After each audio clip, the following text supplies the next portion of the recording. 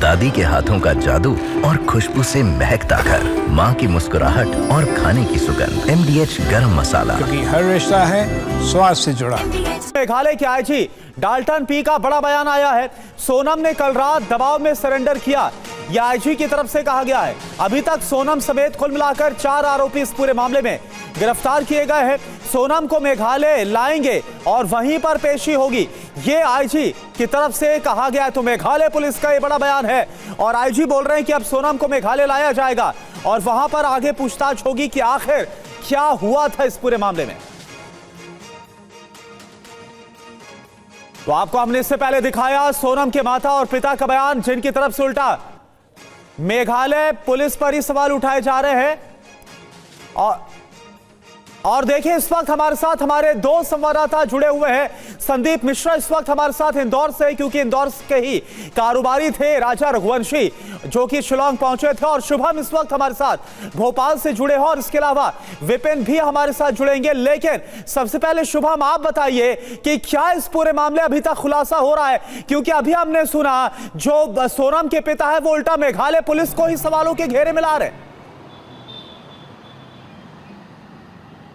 देखिए, कोरोना शुरुआत से ही जो राजू रघुवंशी और सोनम रघुवंशी का परिवार है वो मेघालय पुलिस पर ही सवाल उठा रहा है और ये कह रहा है कि उन्होंने जांच में काफ़ी कमी रखी है, क्योंकि शुरुआत में जब शिलांग राजा का परिवार पहुंचा था उसी समय ठीक से नहीं ढूंढा गया। अगर ढूंढ लिया होता तो शायद दोनों मिल जाते। मगर अब जो इस पूरे मामले पर ट्विस्ट आया है कि आखिरकार इतने दिनों के बाद कैसे सोनम जो है वो मेघालय से उत्तर प्रदेश पहुंच गई और वहां से पकड़ी गई, वो भी 3 हथियारों के साथ। तो ये अपने आप में बड़ी बात है, क्योंकि जो परिवार है वो तो ये भी आरोप लगा रहा था कि उसकी तस्करी की जा सकती है, वो बांग्लादेश में है, हर पहलू पर जांच होनी चाहिए। मेघालय पुलिस जरा सा भी समर्थन नहीं कर रही है, सपोर्ट नहीं कर रही है। ऐसे में ज़रूरत है कि अब इस पूरे मामले की CBI जाँच हो। और आखिरकार आप देखिए कि मध्य प्रदेश के मुख्यमंत्री मोहन यादव ने केंद्र सरकार से ये अनुरोध भी कर दिया था कि अब इस पूरे मामले की CBI जाँच होनी चाहिए।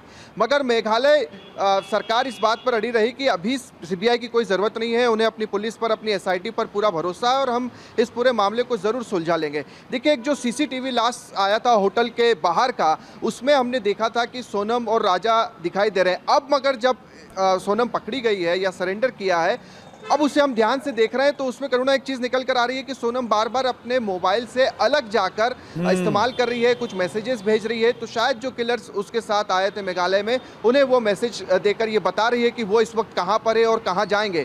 एक जो ऑडियो आया था सोनम का उसकी मदर इन लॉ के साथ, उसमें हमने देखा था उसमें जो सुनाई दिया। सवाल हैं अब इस मामले में, बहुत सारे सवाल हैं और सबसे बड़ा सवाल तो यही है कि आखिर अगर ऐसा है, अगर ये आरोप सही है तो इसके पीछे की वजह क्या है, यानी इस हत्या के पीछे की वजह क्या हो सकती है? दादी के हाथों का जादू और खुशबू से महकता घर, माँ की मुस्कुराहट और खाने की सुगंध। MDH गरम मसाला, क्योंकि हर रिश्ता है स्वाद से जुड़ा।